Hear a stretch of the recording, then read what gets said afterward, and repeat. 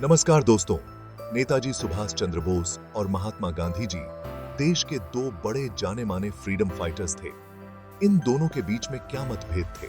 दोनों की विचारधारा, आइडियोलॉजी एक दूसरे से कितनी मिलती थी और कितनी अलग थी? आप ये जानकर बड़े हैरान हो जाएंगे। आइए समझते हैं ये आज के इस वीडियो में। पर मेरे बारे में, बचपन में नेताजी पढ़ाई में बड़े ही अच्छे थे। साल 1913 में उन्होंने अपना मैट्रिकुलेशन एग्जाम क्लियर किया और पूरी स्टेट में सेकंड रैंक सिक्योर करी, जिसकी वजह से उन्हें बड़े ही प्रेस्टिजियस प्रेसिडेंसी कॉलेज में एडमिशन मिला। अगर आपको याद हो, मैंने राजा राममोहन रॉय वाले एपिसोड में बताया था इस प्रेसिडेंसी कॉलेज के बारे में। यहाँ पढ़ते वक्त साल 1916 में यंग सुभाष के साथ एक बड़ा ही इंटरेस्टिंग इंसिडेंट होता है, जिसकी वजह से उन्हें पहली झलक देखने को मिलती है पॉलिटिक्स में। असल में बात क्या थी? जो उनके हिस्ट्री के टीचर थे, प्रोफेसर E.F. ओटेन, माना जाता था कि वो बड़े ही रेसिस्ट इंसान थे और इंडियन स्टूडेंट्स के अगेंस्ट काफी बायस्ड होते थे। एक दिन क्या हुआ, वो सीढ़ियों से नीचे उतर रहे थे और जो इंडियन स्टूडेंट्स थे उन्होंने उन्हें घेर लिया और पीटना शुरू कर दिया। वैसे पीटना थोड़ा एग्जैजरेशन हो जाएगा, क्योंकि कोई भी अपने टीचर्स को पीटता नहीं है। इस कहानी के एक्चुअली में कई वर्जन्स हैं। कुछ कहानी के वर्जन्स में कहा जाता है कि यहाँ पर सैंडल से पिटाई करी प्रोफेसर की, लेकिन जो एक्चुअली में शब्द इस्तेमाल किया जाता है उस इंसिडेंट को डिस्क्राइब करने के लिए, वो है मैन हैंडलिंग। तो कह सकते हो थोड़ी धक्का मुक्की हुई उनके साथ, और बाद में पाया गया कि एक्चुअली में जो ग्रुप ऑफ स्टूडेंट्स उन्हें धक्का मार रहे थे या थोड़ा मैन हैंडलिंग कर रहे थे, उनमें से एक स्टूडेंट यहाँ पर नेताजी भी थे। ये चीज इंक्वायरी करने के बाद जब पता चली, तो इस रीजन की वजह से सुभाष चंद्र बोस को इस कॉलेज से निकाल दिया गया। और ये एक ऐसा इंसिडेंट था जिसने न सिर्फ सुभाष चंद्र बोस की जिंदगी बदल कर रख दी, बल्कि जो प्रोफेसर थे उनकी भी जिंदगी बदल कर रख दी। नेताजी को कॉलेज से बाहर होते देखकर बाकी स्टूडेंट्स को बड़ा गुस्सा आ गया। बाकी स्टूडेंट्स प्रोटेस्ट करने लग गए। उन्होंने हल्ला मचाया इस हद तक कि अथॉरिटीज फाइनली एग्री कर गए। उन्होंने वापस से नेताजी को उसी कॉलेज में तो नहीं लिया, लेकिन उन्हें अपनी बीए कंप्लीट करने दी स्कॉटिश कॉलेज से। और नेताजी ने फिर अपनी पढ़ाई कंप्लीट करी अच्छे ग्रेड्स के साथ और बीए की फिलॉसफी में डिग्री ले ली। इंटरेस्टिंग चीज ये है कि इस एक इंसिडेंट ने प्रोफेसर की भी जिंदगी बदल कर रख दी। उनका जो नजरिया था इंडिया के ऊपर, वो भी बदल गया। बाद में जाकर जिंदगी में वो प्रोफेसर एक बड़े रिनाउंड स्कॉलर बने, बंगाली लिटरेचर के। उन्होंने एक बड़ी फेमस किताब लिखी, ग्लिम्पसेस ऑफ इंडियाज हिस्ट्री। और जब 1943 में बोस का प्लेन क्रैश हुआ, इन्होंने बोस की शहादत पर एक पोयम भी लिखी, नेताजी को रिस्पेक्ट देते हुए। इमेजिन कर सकते हो, जिन प्रोफेसर के साथ धक्का मुक्की करी थी नेताजी ने कॉलेज में, उन्होंने बाद में जाकर नेताजी के शहीद होने पर अपने रिस्पेक्ट भी दिए। अपनी कहानी पर वापस आएं तो साल 1920 में नेताजी इंग्लैंड गए उस समय के सबसे टफेस्ट और सबसे प्रेस्टिजियस एग्जाम के लिए प्रिपेयर करने के लिए। ICS, इंडियन सिविल सर्विसेज, जो कि आज के जो IAS होते हैं, उसका इक्विवेलेंट एग्जाम था उस समय का। नेताजी ने एग्जाम लिखा और उनकी चौथी रैंक आई ओवर ओनल। इतने अच्छे थे वो पढ़ाई में। फिर उन्हें इंग्लैंड में ही रहना था 2 साल की ट्रेनिंग और प्रोबेशन पीरियड कंप्लीट करने के लिए। तो जब नेताजी 23 साल के थे, इस समय में 23 साल की उम्र में उनकी जिंदगी और उनका करियर पूरा सेट था यहाँ पर। तो सवाल ये उठता है कि फिर वो क्यों मोटिवेट हुए इंडिया वापस लौटने पर और ब्रिटिश के खिलाफ यहाँ पर इतनी बड़ी मूवमेंट चलाने पर, जबकि उनकी जिंदगी और उनका करियर पूरा सेट था। 1920 के समय में इंडिया में एक नए लीडर उभर रहे थे, मोहनदास करमचंद गांधी।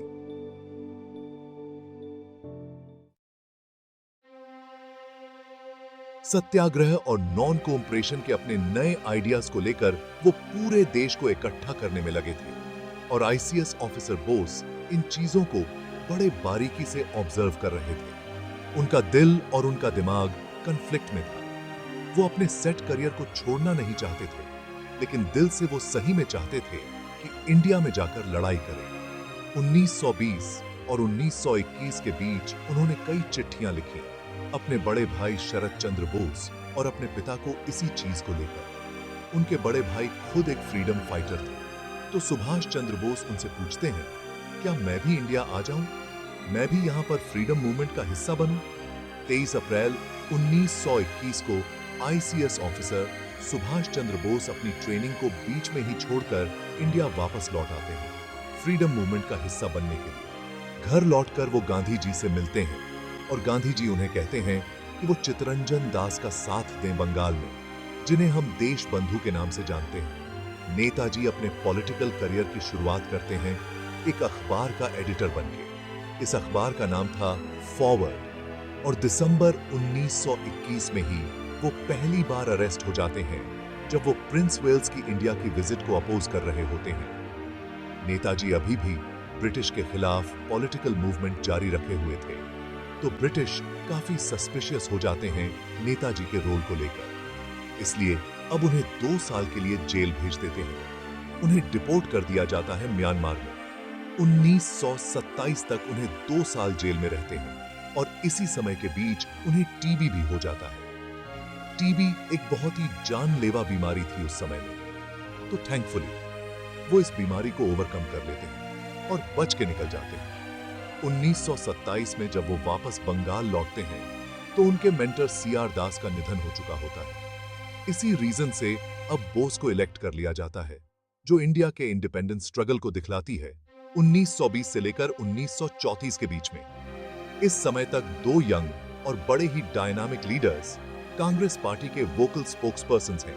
एक हैं सुभाष चंद्र बोस और दूसरे हैं पंडित जवाहरलाल नेहरू। मैंने भगत सिंह वाले एपिसोड में बताया था, अगर आपको याद हो, कि भगत सिंह ने कैसे तारीफ करी थी बोस और नेहरू दोनों की। 1928 में बोस कांग्रेस के प्रेसिडेंट बन जाते हैं। वो इस चीज के फेवर में थे कि यहां पर ब्रिटिश को एक अल्टीमेटम दे दिया जाए कि इंडिया छोड़ो, अगर नहीं छोड़ोगे इंडिया तो हम यहां पर कंप्लीट रेवोल्यूशन डिक्लेयर कर देंगे उनके खिलाफ। दूसरी तरफ गांधी जी और कई और लीडर्स जो गांधी की सोच में विश्वास रखते थे, वो भी कंप्लीट फ्रीडम चाहते थे, लेकिन वो किसी भी हालत में फ्रीडम नहीं चाहते थे। वो नॉन वायलेंट तरीके से फ्रीडम चाहते थे। इसी समय के बीच दोस्तों, कांग्रेस के अंदर एक लेफ्ट विंग और राइट विंग डिवाइड भी उभर कर आया। अब वैसे जब मैं लेफ्ट विंग राइट विंग की बात करता हूं, इसके कई मतलब हो सकते हैं।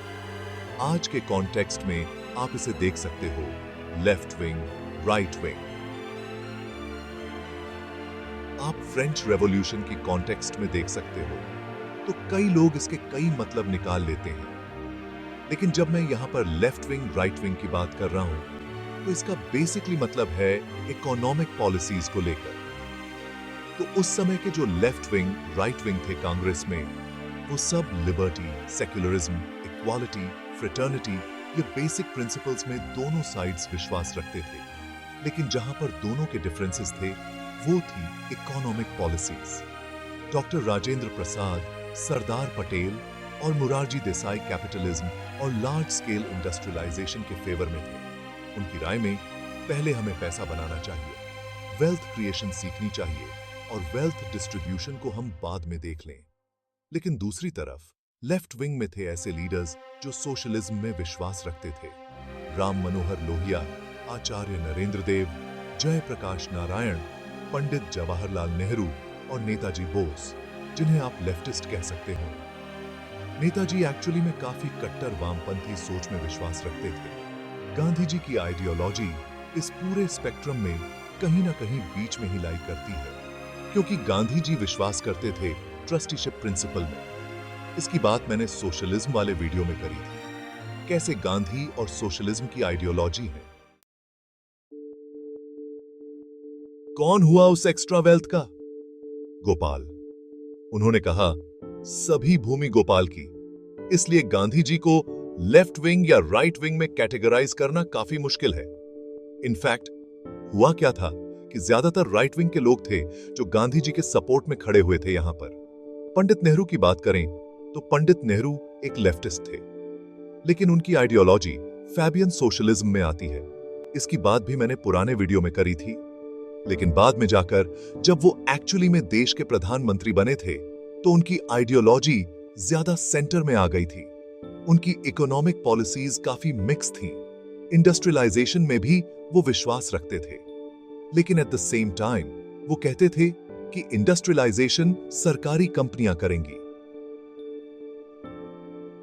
लेकिन यह बात की बातें हैं। साल 1939 जो लेफ्ट विंग और राइट विंग के बीच में डिवाइड था, कांग्रेस पार्टी के अंदर यह अपने पीक पर पहुंच गया था। 1939 में गांधी जी चाहते थे कि नेताजी सुभाष चंद्र बोस के अलावा कोई और अब कांग्रेस पार्टी का प्रेसिडेंट बने। जब यह प्रेसिडेंट की इलेक्शंस हुई,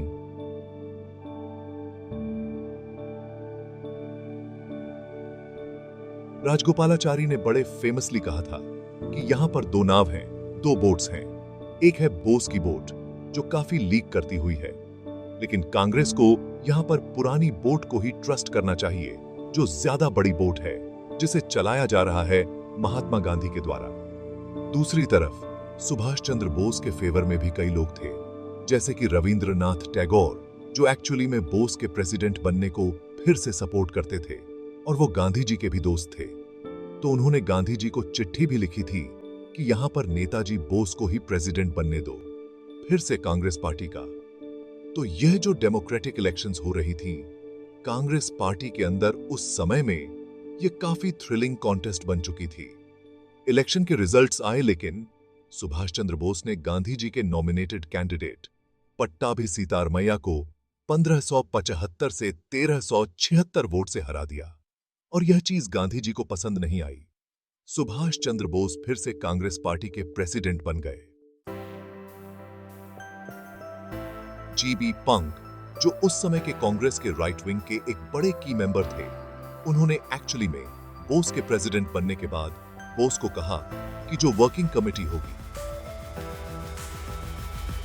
अब कांग्रेस के प्रेसिडेंट के द्वारा जो अपॉइंट करी जाएगी, अब वो बोस एक्चुअली में गांधी जी के विशेस के अकॉर्डिंग अपॉइंट करें, जो कि बहुत ही अनडेमोक्रेटिक चीज थी, क्योंकि यहां पर प्रेसिडेंट नेताजी बोस बने थे, लेकिन उन्हें कहा जा रहा था कि गांधी जी के विशेस के अकॉर्डिंग तुम अपनी वर्किंग कमेटी बनाओगे।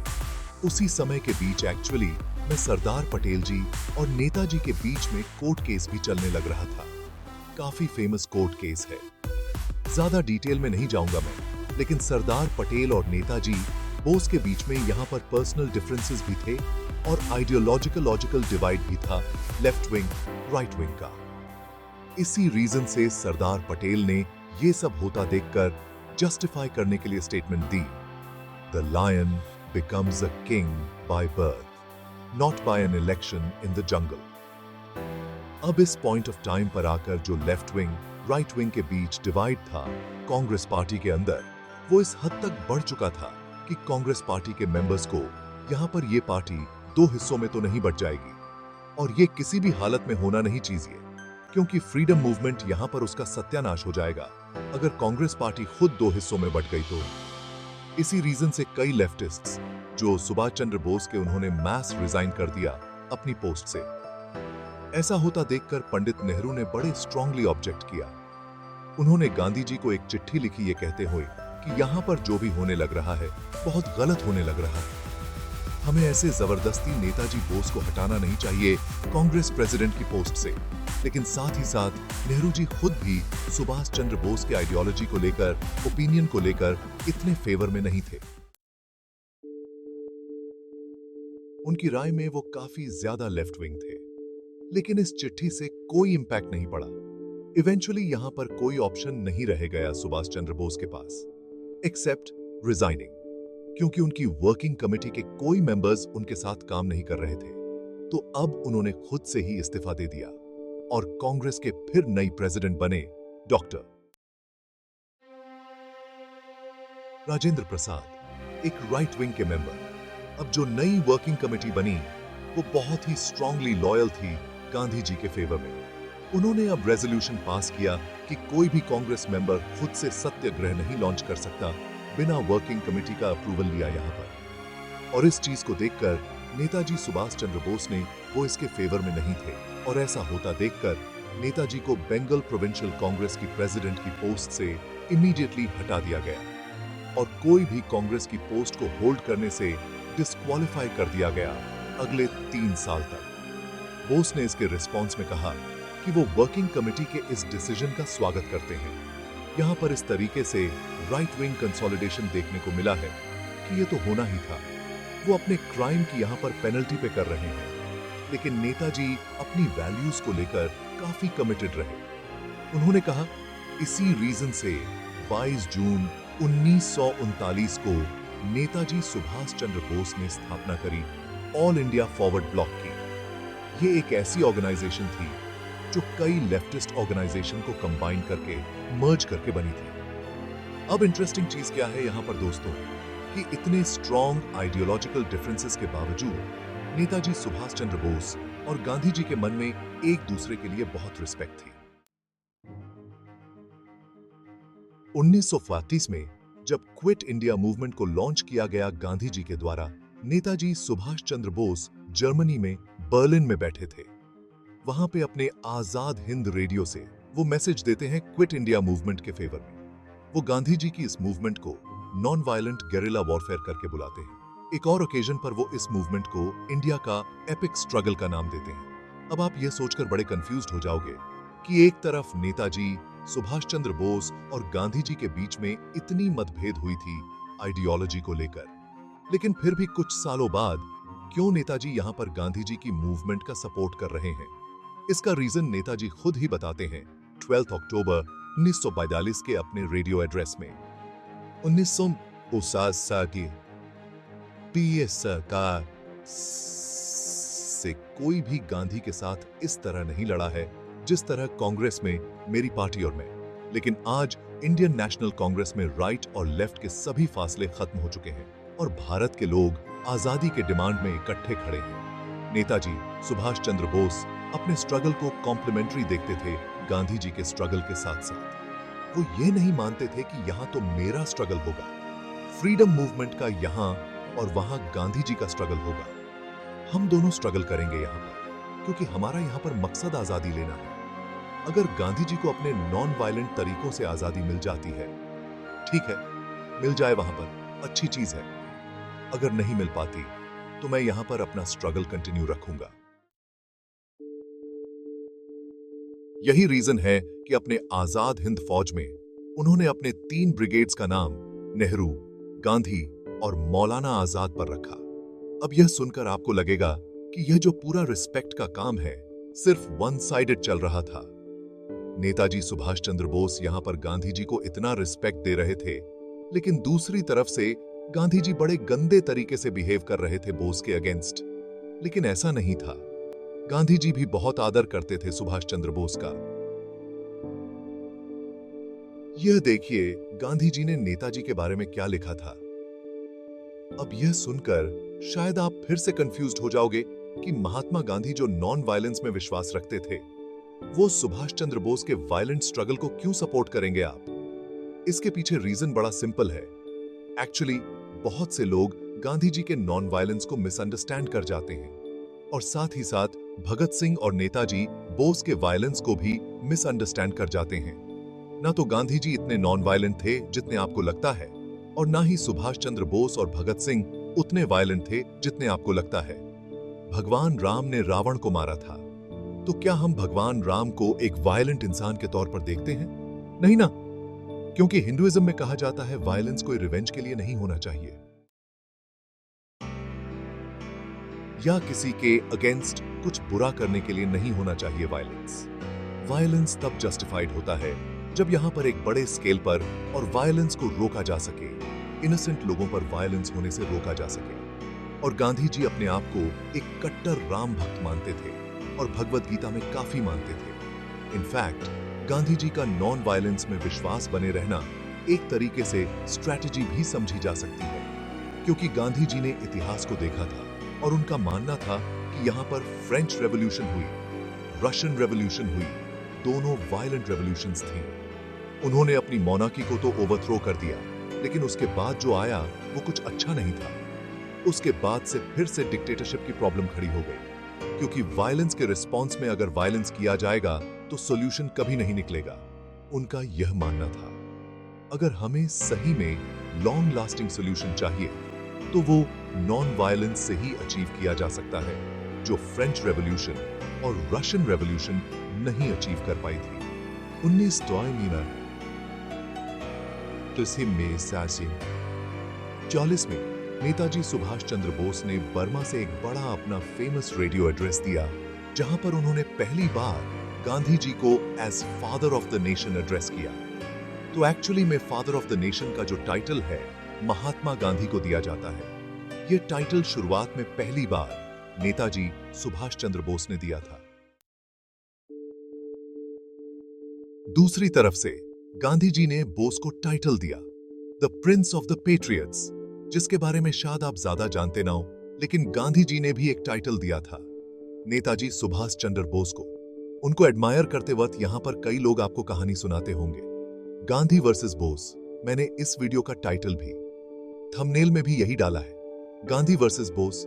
लेकिन रियलिटी में ये जो गांधी वर्सेस बोस की आइडियोलॉजिकल लड़ाई थी, ये सिर्फ आइडियोलॉजी तक सीमित थी। रियलिटी में दोनों एक दूसरे का बहुत आदर करते थे, बहुत रिस्पेक्ट करते थे। एक ऐसी चीज जो आज के दिन हमें शायद नहीं देखने को मिलती, लेफ्ट विंग राइट विंग के बीच में या उन लोगों के बीच में जो एक दूसरे के विचारों से असहमत होते हैं। शायद यह एक ऐसी चीज है जो हम गांधी और बोस दोनों से सीख सकते हैं, मिलते हैं। फिर से ही घूमने की अगले वीडियो में दोस्तों बहुत बहुत धन्यवाद। अगर आपको यह वीडियो पसंद आई है तो इसको लाइक और सब्सक्राइब करें हमारे चैनल देसी टॉक्सिक को।